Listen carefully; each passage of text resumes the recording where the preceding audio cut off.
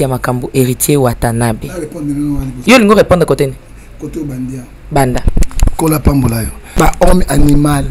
Pardon? Ba homme animal. Zo finga bato atala ka olimbisa papa John Gefa to moni réaction na yo en face ya héritier Watanabe. Oui, ba héritier bazali ba anti-valeur. Héritier sinon les anti-valeur. Yo kana biso maman. Ba tombola bende la Congo. Na hôtel la fumanga ni banda. Munoko. Lolé mosaka. Mais tout un héros dans l'ombre.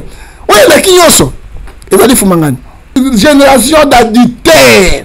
Génération d'ana. Il y a des héritiers addicteurs. Héritier à moi dans l'ensemble. Héritier à race de vipère. Moi, je me suis dit que ma kende senaye, toi le ma kikinaye. S'il te plaît, vraiment. Non, Papa John Gefa, s'il te plaît. Non, s'il te plaît.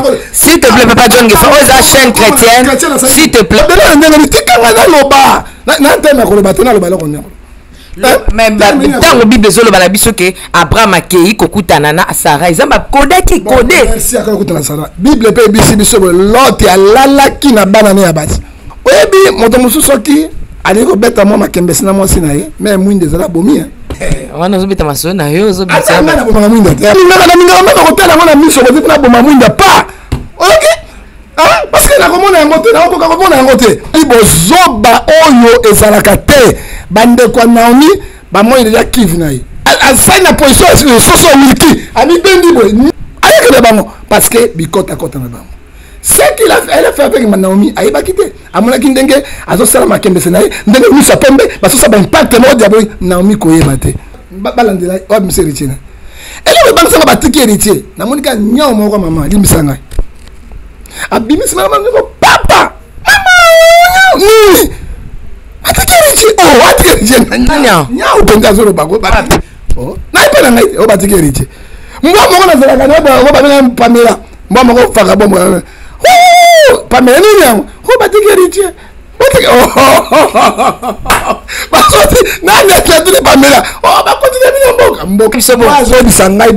héritier il sera poursuivi par Nzambe et puis na ko biso lelo carrière héritier ya musique ko sila na ngango.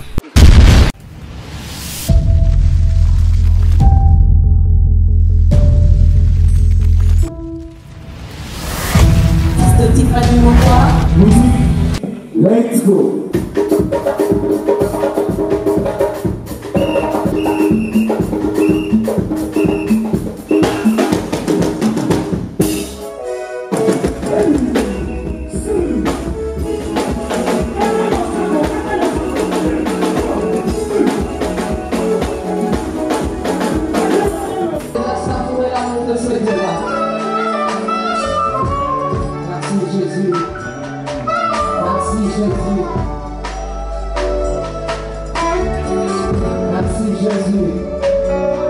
C'est par l'abondance du cœur que la bouche parle. La princesse de l'Éternel, la servante de Dieu, la présidente du Parlement céleste.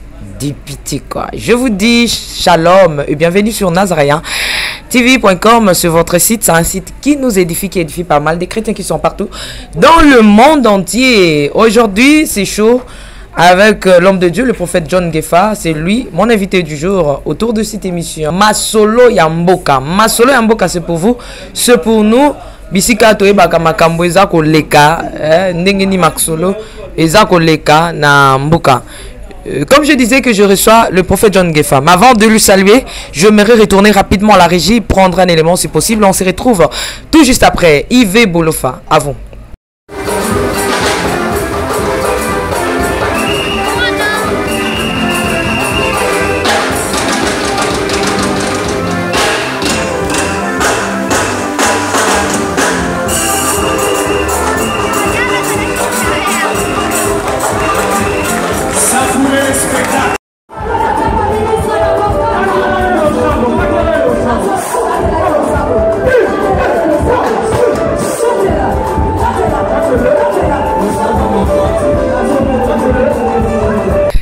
Retour sur ces plateaux, ma béanzambe zamba mungu iko api tout ensemble, tout ko banduku ya Congo, un tout ko famille moja. Donc, famille Moko quoi. Hein? La princesse de l'éternel, avec le prophète John Gefa, après un long moment, un bon moment. Aujourd'hui, Torome Korolobi, ça y est. Mais Tika était bandé quoi, France, Naïf Sabino, on est ensemble, il n'y a pas de souci. Maman Marie-Claire Karawa. Que le Seigneur te bénisse. Papa Guy là-bas en Afrique du Sud. Maman Lauriane. God bless. Ni cap depuis les États-Unis. Bisous à tout le monde, mois de novembre. Donc, moi, Ozaka Yabiso. Sans plus tarder, je regarde déjà cet homme de Dieu à qui j'ai dit Shalom, Shalom, l'homme de Dieu.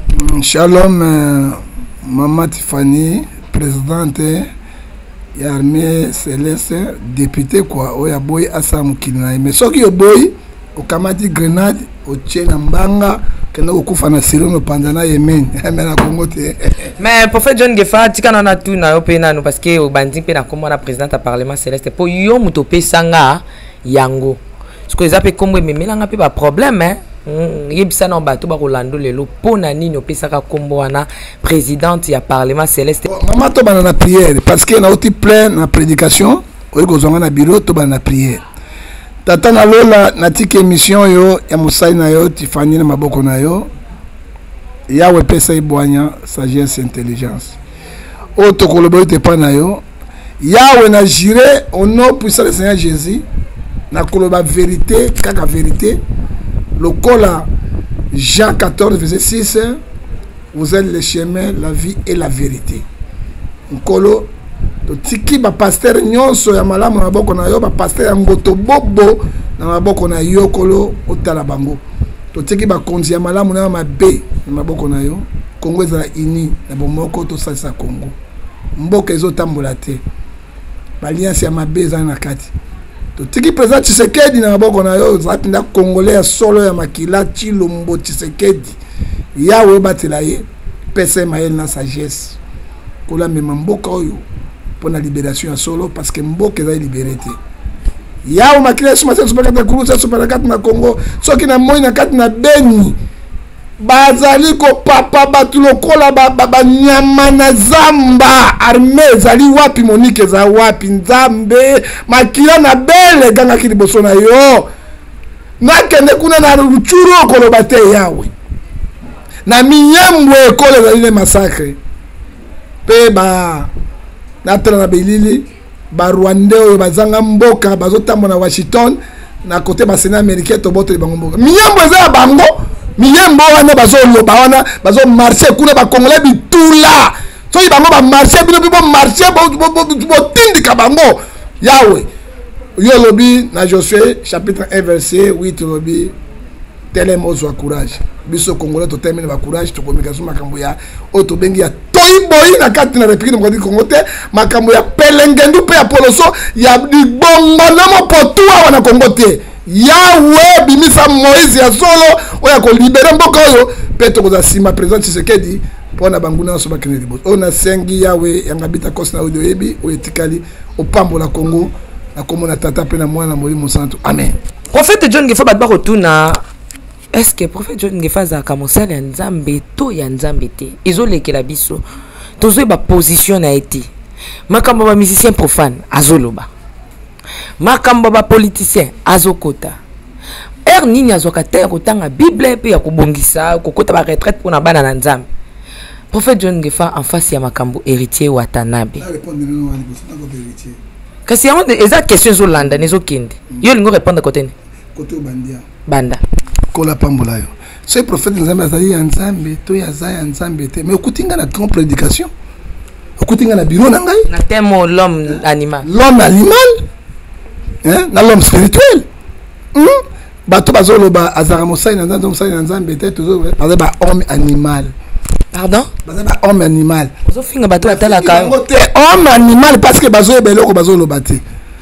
Oyebi Moïse na banana David azala ki moko roi. Il était sacrificateur, il était aussi prophète. Moïse a défendu Kimboka na Israël. A défendre Kimboka na Israël, député présidente, député céleste, à défendre Kiango.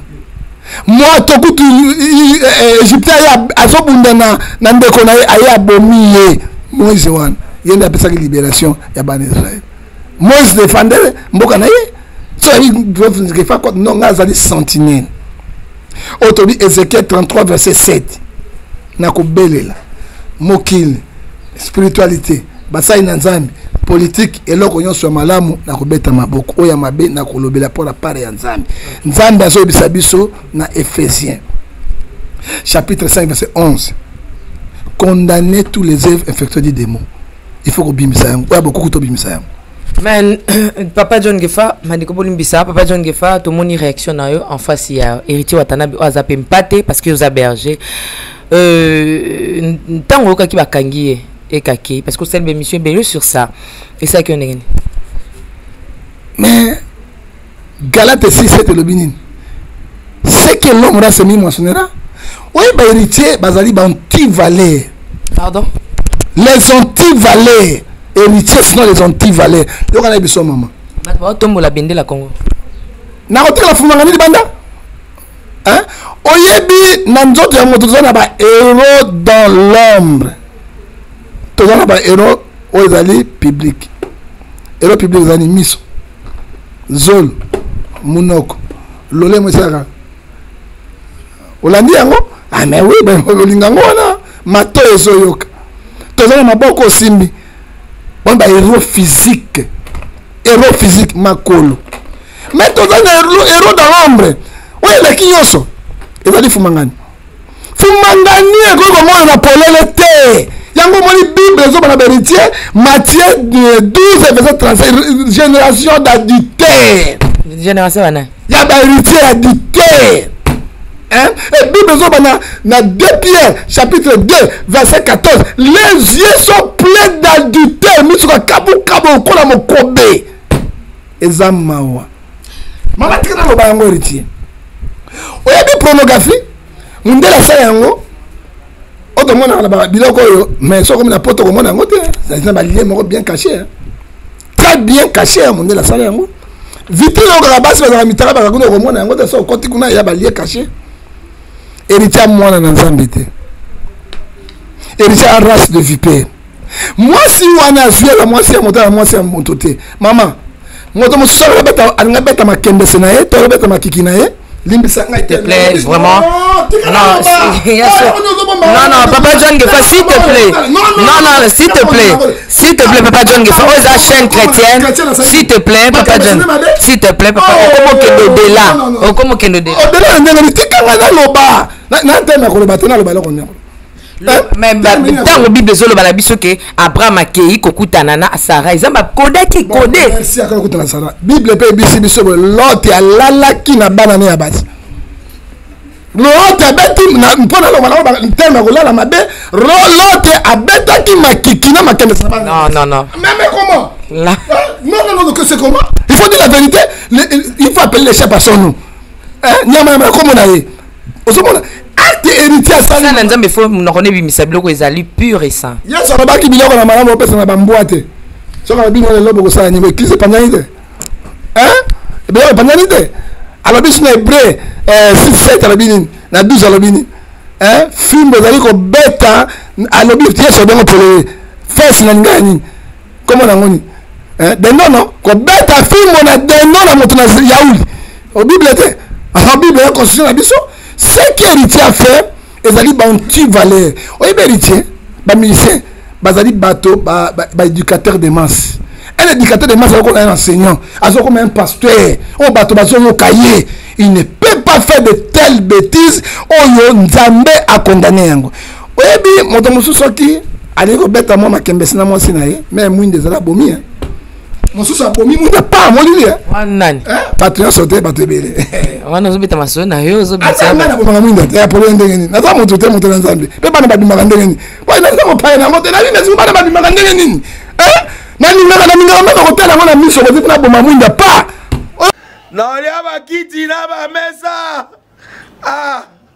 atanya ukondoko na mona yo na chayo na mwamba la minute on a 4 pena katikata saki ya fufu. Oui, alors est-ce que tu bonjour. Boni. Et le côté et puis qu'il y a mon bureau à travailler tes micros. Donc dès que ça on a eu galère na niveau 0. Tout ça la boy.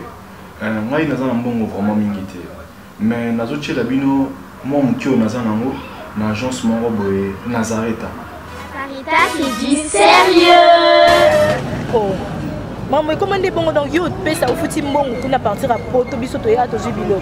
Na bengi ya Scotty. Agence moi ifongami comme on Nazareth. Na kufie. Agence lisusu. Ndeke sansu mulongo kuna. Pour cela susu. Kuna eza mamba mulongo te. Ye si afuti mbongo kuna partir à Poto biso tozo ke ko récupérer biloko oli. Ah tika boyiko. Yiso mona makamba bongo na monte. Bat papa si mbongo kuna biloko ke récupérer biloko oli na agence. Ezalaka. Mais yango ibandi. Maman. Leki nanga yebisi ngai mena ndimite. Na lingi na mona ki mona beso. Poli kamba boye. Na monde na ne salamate. Maman yebisa ngai. Ba pesi mbongo kuna biso to récupérer biloko kolia awa. Ya solo boutique Nazareta ezali boutique ou ezali à distribution ya ba produits alimentaires. Ah! Na sali poto sunga bandeko oyo même ba oyo bazana na peu de ressources. Comme la poété bandeko on bazana niveau Kinshasa même avec un petit rien. Donc à partir à $10, $15. Donc si vous avez un bon côté, nous devons nous apporter au sungayo à ozuka biloko kolia. Eh maman Nazareth nzamba pambola ya bakise mikole belé awa na sena mokili. Et bongo awa tozawa poto yeba adresse awa. La boutique Nazareth a été ici à Kubungate, toza sur avenue Monkoto numéro 1, direction Elengesa. Face à face na église catholique Saint-Vincent. Ah, direction Elengesa, Monkoto numéro 1, à face de l'église catholique. Ah, c'est ça, l'école. Bon numéro de téléphone, vous avez monté déjà, vous avez on a 3 numéros pour Paris, vous avez un numéro pour la Suisse, vous avez un numéro pour la Suisse. Ah! Non, non, non, non, non, non. Nazareta. Vous allez la Congo Sili. Julia, ngana kangisa kia fufu. Eh, ya modé, yo bandika na fufu. Oui, pour la Nazareta, tu as un système en bimbi, dans Bongo Shingo. Bon, ok.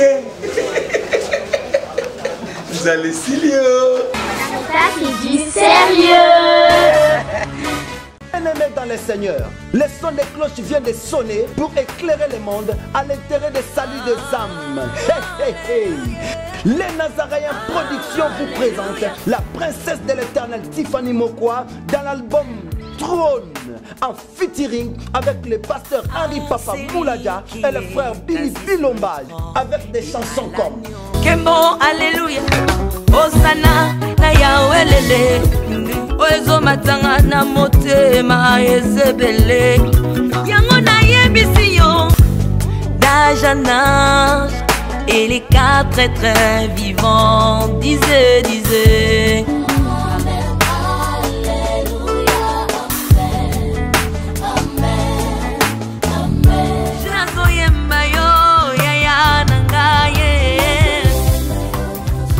Yozali Isolo nanga ya tango pasi ya. Procurez-vous massivement de cette œuvre à travers les plateformes de vente et de téléchargement telles que les Nazaréens TV, Amazon, iTunes, YouTube et autres. Hey, hey, hey. Les DVD et les CD sont déjà disponibles. L'album Trône toujours en marche.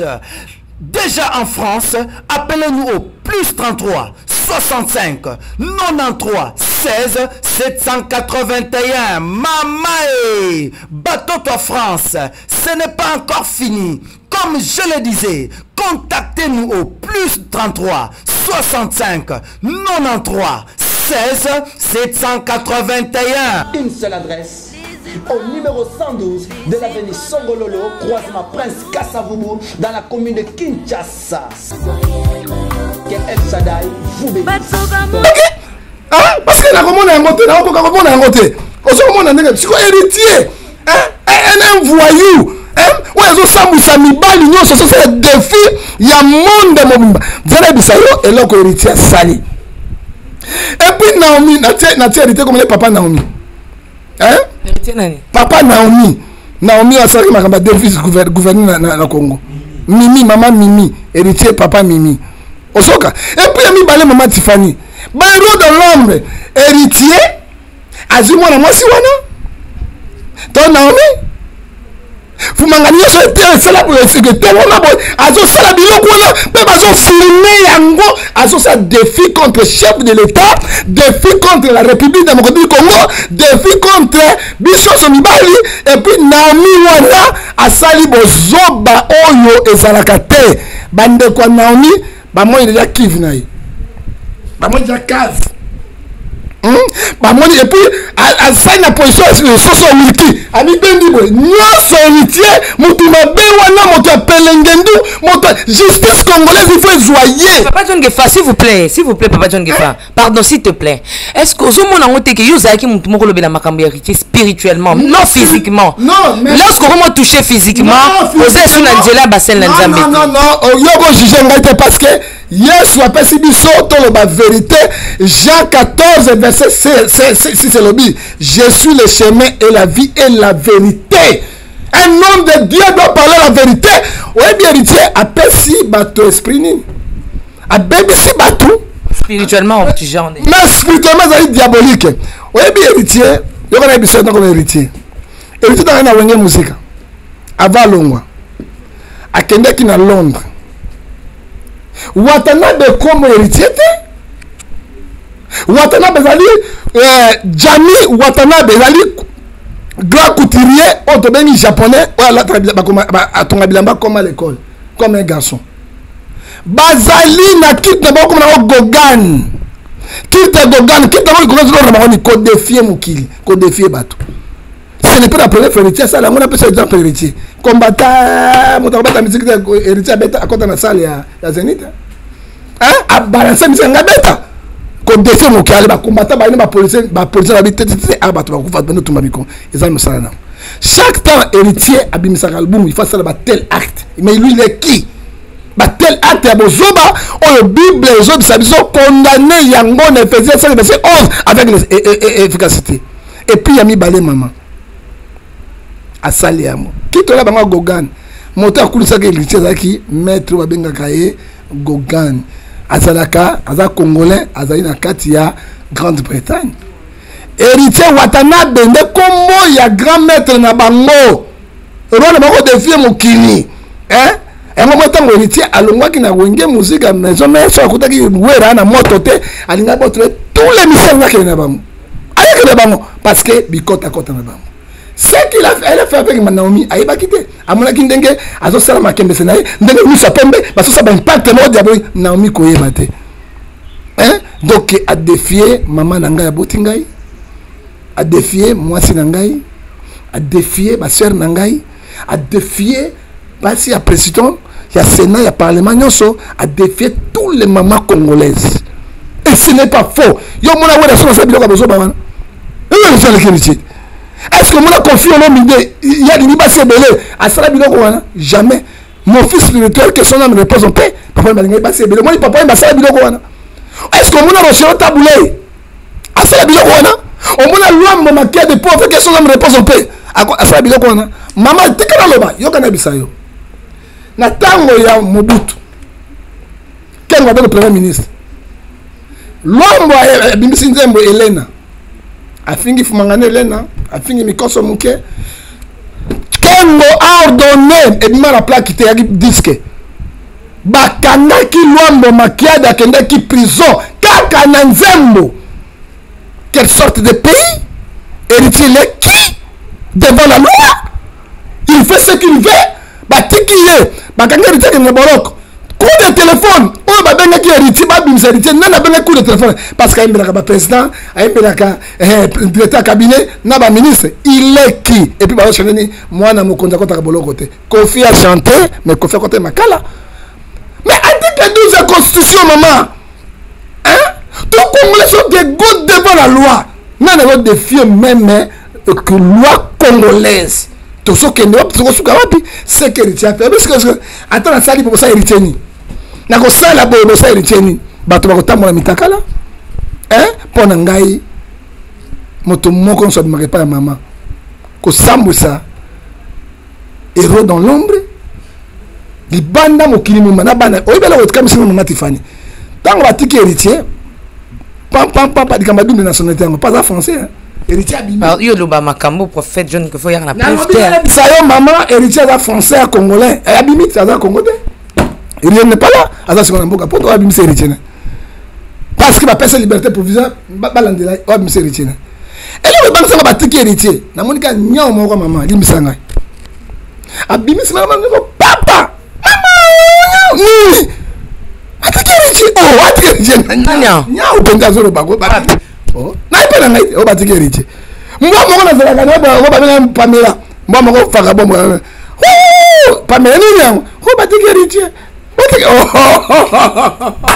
basoti nani atlatuli Pamela oh ba continue mboka continue mo potu héritier ngai boye héritier il sera poursuivi par Nzambe, il sera aussi poursuivi par loi congolaise. Maman mabunda jani mabunda zali mwasi Esther abundela ki basi abundela ki mboka na ye abala ki roi mazaki na risque pe roi ya mobeko ya personne na medese moto moko akokema na cour roi te donc traduit quel que soit niveau na ye mais Esther abaki soki na telemité donc papa John qu'il faut côté Naomi hein donc parce que depuis bandaki na moni Naomi azali babula wa benga mila sur l'état bakata njoloko pe aso bana ye ezali déjà viol sécurité a fait ezali déjà défragmentation, il y a merci, il y a pudeur, c'est qui la salle.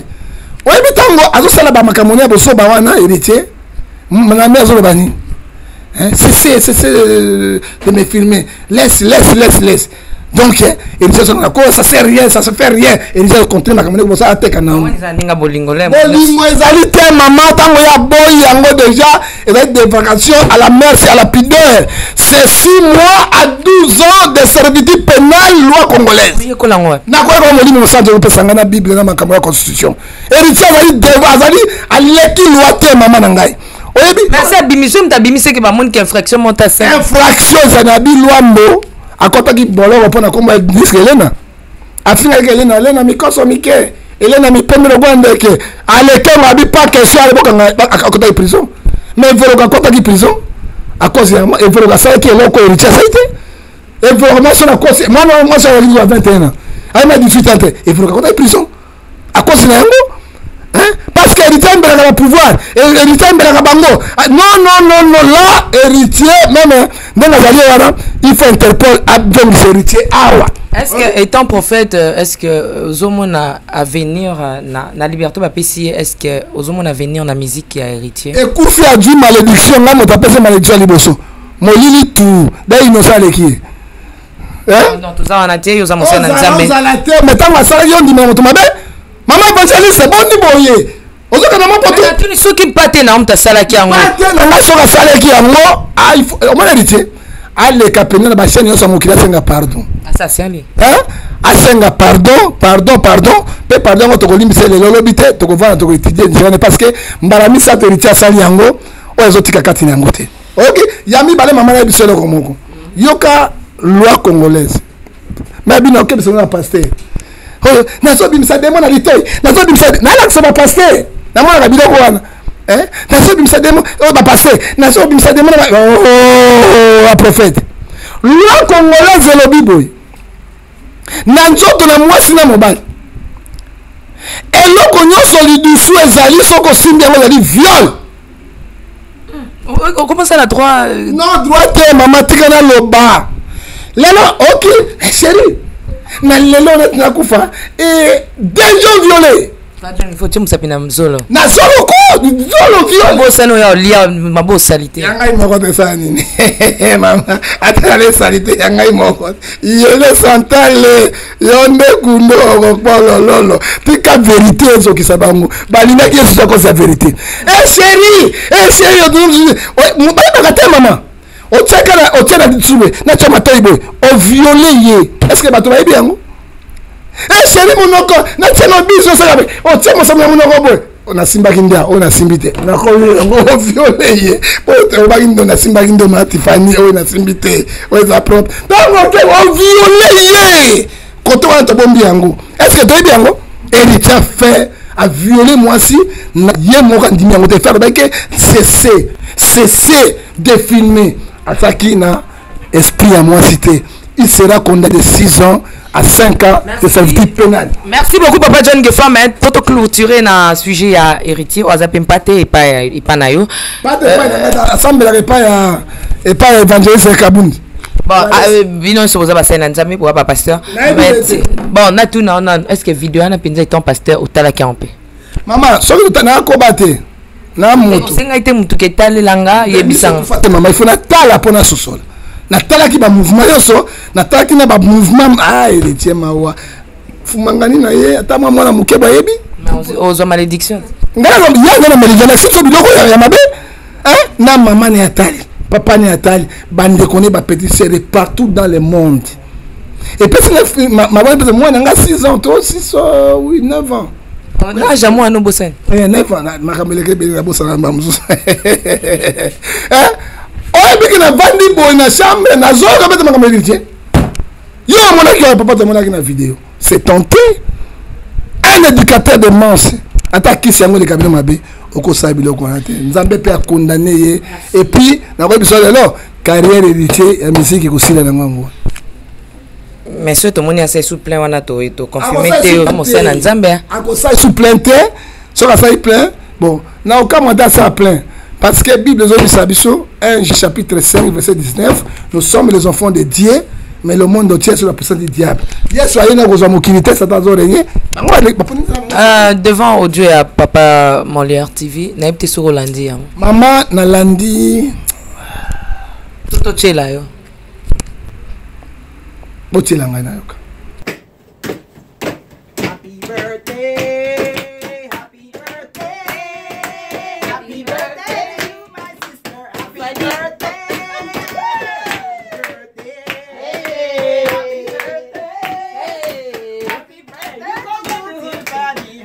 birthday, happy birthday, happy birthday to my sister, happy birthday.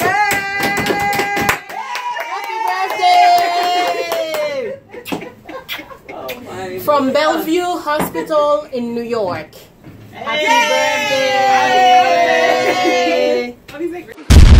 Joyeux anniversaire, joyeux anniversaire, joyeux anniversaire, Tiffany Mokwa, joyeux anniversaire. Une année de grâce, de bénédiction, de faveur. Ma belle. Dans ton métier. Ma belle. Dans ta chaîne, les Nazariens. Que Dieu continue de te faire du bien. Aïe, aïe, aïe. Joyeux anniversaire, ma grande sœur chérie Tiffany Mokwa. Je te souhaite plein de bonnes choses. Laisse que l'Éternel te bénisse. Bon anniversaire, ma grande Tiffany, autrement dit la princesse de l'Éternel. Bisous à toi. De gloire en gloire. Joyeux anniversaire, tante Tiffany. Dis joyeux anniversaire. Happy birthday to you. Happy birthday to you, tante Tiffany. Happy birthday to you. Joyeux anniversaire, sœur Tiffany, la princesse de l'Éternel. Que le Seigneur ne cesse de faire du bien. Plein de bonheur. Je te souhaite que le meilleur dans ta vie. Bye bye. Bisous. Très joyeux anniversaire à l'artiste, en vrai, l'artiste de perfection, la princesse de l'Éternel, Tiffany Mokwa, que mon Dieu vous fasse beaucoup de bien. Nzambe na lola wa yo karabana e wa lingara bisu bana e afongolo ba porte dans cette année de plus, une année de plus, et en tobi vacances toujours na ndenge ko sangana te na ndenge ko loba kuto te kene liboso mona lola po ngana yo biso banso to kota lola makolo. Très joyeux anniversaire, ma star chérie. Ciao, ciao.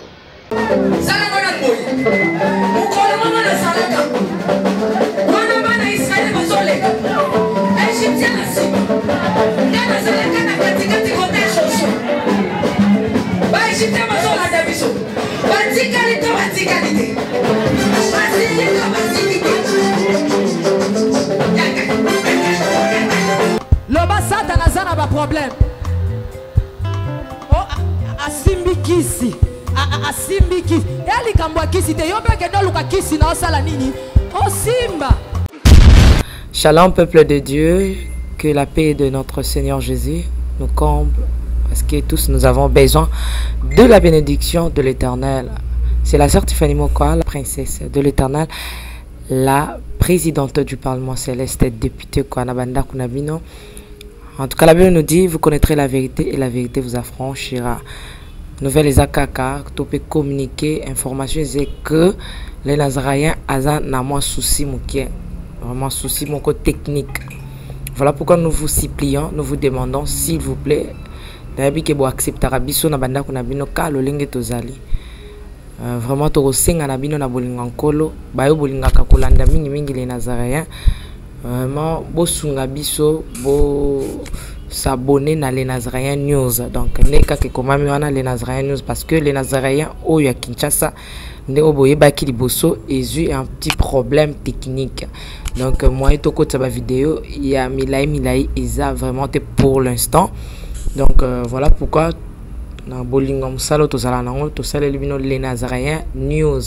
Dans les Nazaréens News ndé ya bino les Nazaréens News.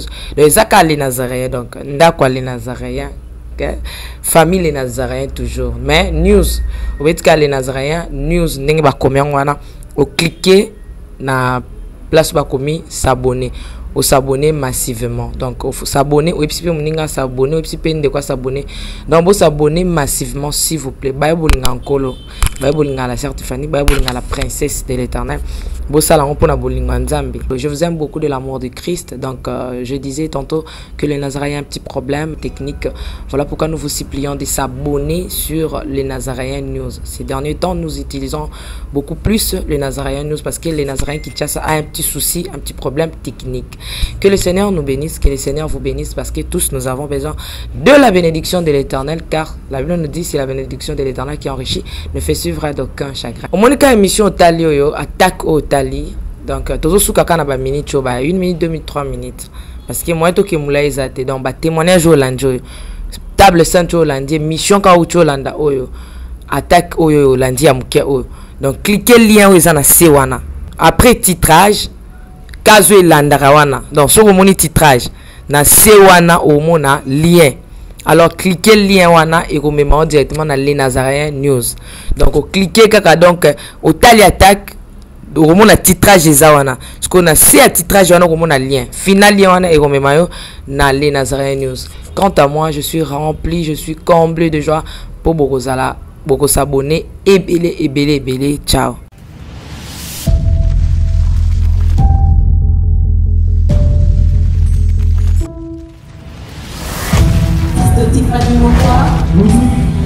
Let's go.